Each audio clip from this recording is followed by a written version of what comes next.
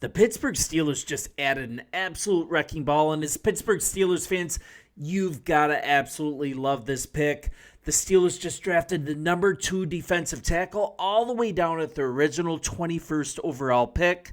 Oregon Ducks defensive lineman Derek Harmon. He's an absolute stud, and he's now a Pittsburgh Steeler. So defensive tackle is another position that's highly scheme-specific on a team-by-team basis. And a team like the Steelers looking for a gap-shooting pass rusher, this is just going to be a really nice fit. And this shouldn't be a surprise pick because the fans, Andrew Filipponi, he reported Wednesday, if things go according to plan, the Steelers will address the defensive line of Oregon's Derek Harmon in the first round on today, and he called it. This is straight from him. Source: Derek Harmon has emerged as the clear favorite to be the Steelers' first-round pick. Quote, he's the total package. Then we're also looking at Art Rooney, right? He's been very vocal about the Steelers addressing the defensive line this year, and that's something that didn't happen at all in free agency, so that should have been a telegraph. And here's the thing. They resisted the quarterback drama.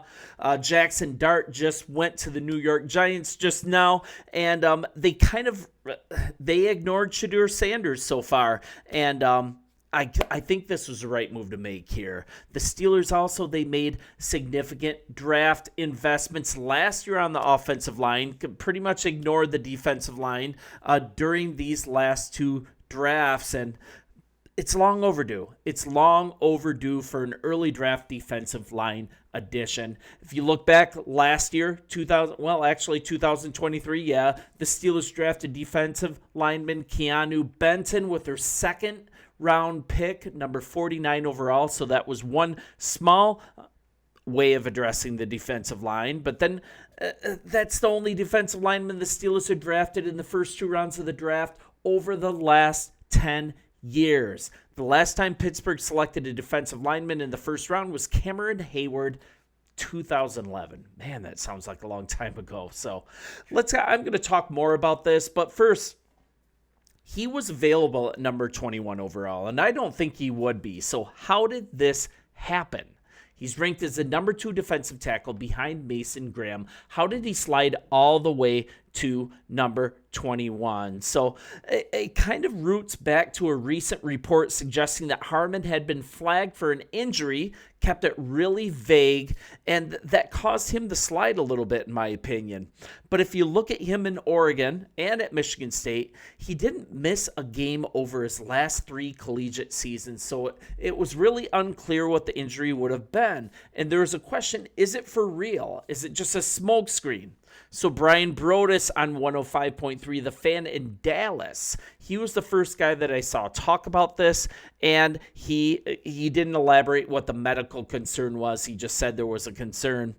But then it was followed up by Mike Garofalo. Check out this on Twitter that I put up here. He added a specific that he was actually flagged for a shoulder injury, that it was suffered during the pre-draft process, apparently. That's why he didn't do anything besides running the 40 at Oregon's Pro Day. It wasn't a big secret that something was off. Or people just assumed that he wasn't going to fully work out, that he was confident in his draft stock.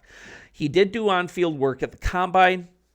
And if you're looking at Pittsburgh Steelers fans, you've been here before, right? The Steelers took Fatanu last year. Then he ended up having 2 knee injuries during his rookie year. Peyton Wilson, injury concerns. He ended up just fine. Corey Trice, he was drafted with injury concerns. He tore his ACL in 2023.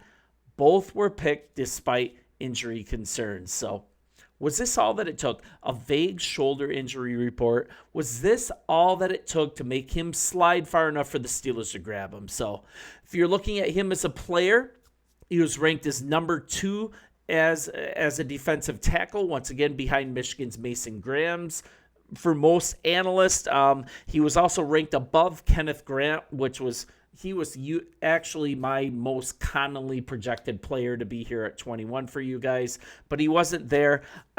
You might be better off with Harmon. He absolutely dominated in his only season at Oregon in 2024, and that's after he transferred from Michigan State, so he's a Midwest guy. He racked up a career-high 10.5 tackles for a loss, Sorry, I just bumped that. 5 sacks while finishing the season with 45 total tackles, 27 solo.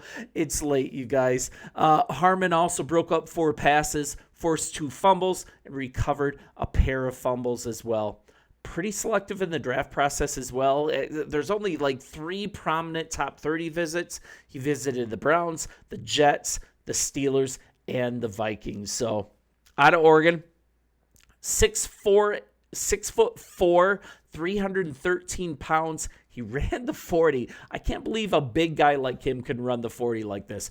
4.95 seconds with a 10-yard split of 1.74 seconds. So kind of looking at his strengths as a player, size, strength, overall athleticism off the charts. Really good RAS score with that.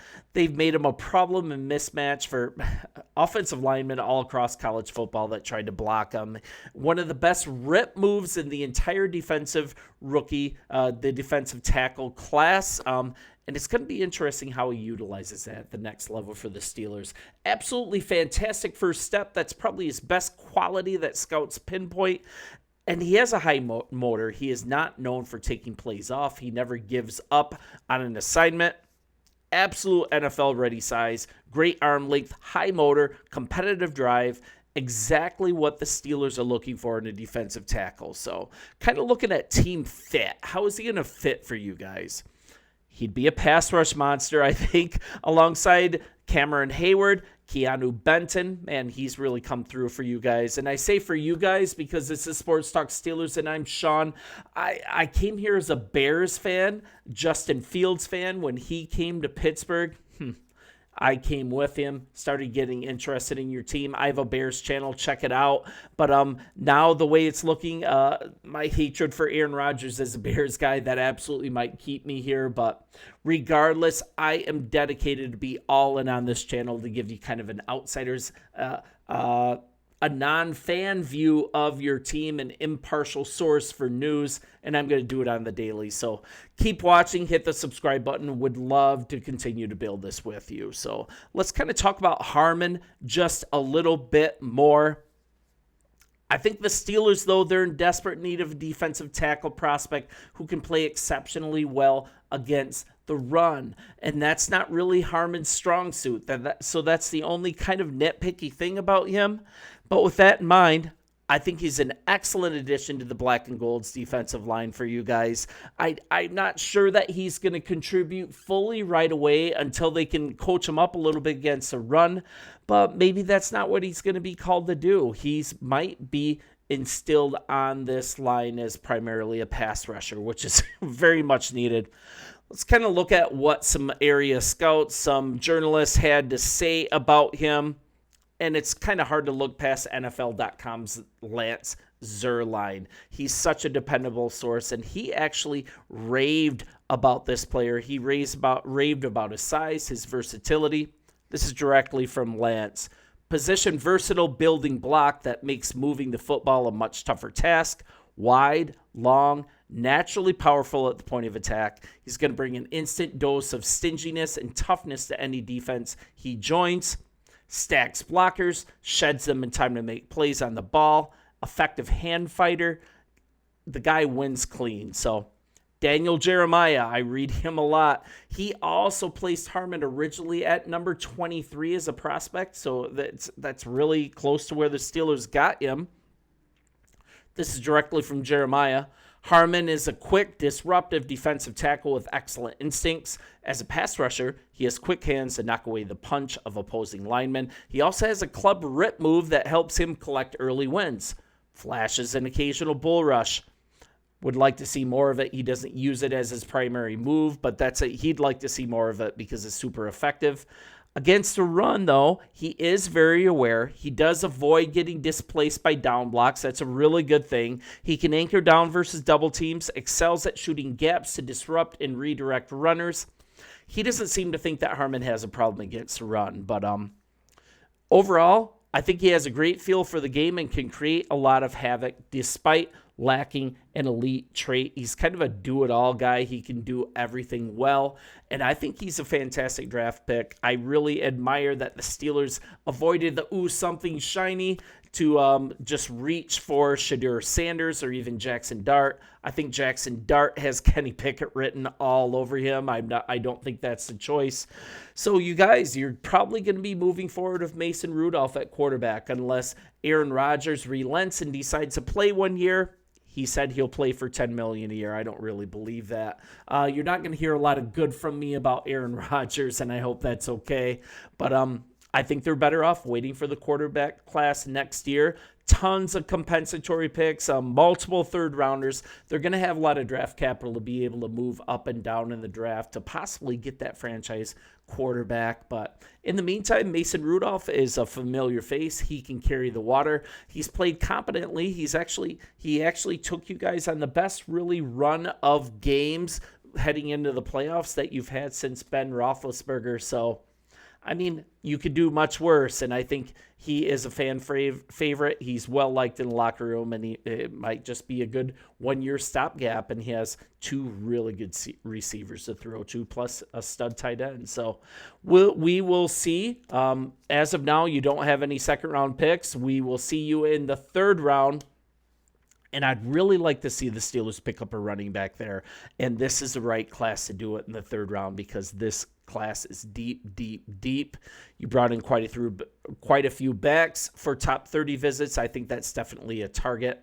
You guys let me know in the comments what you think about this drafting of Harmon at defensive tackle. I think it's a really good fit. Hopefully that injury concern isn't a concern once camp comes, but I'd way rather have a shoulder. That bothers me way less than having it be a lower body, knee, or ankle injury.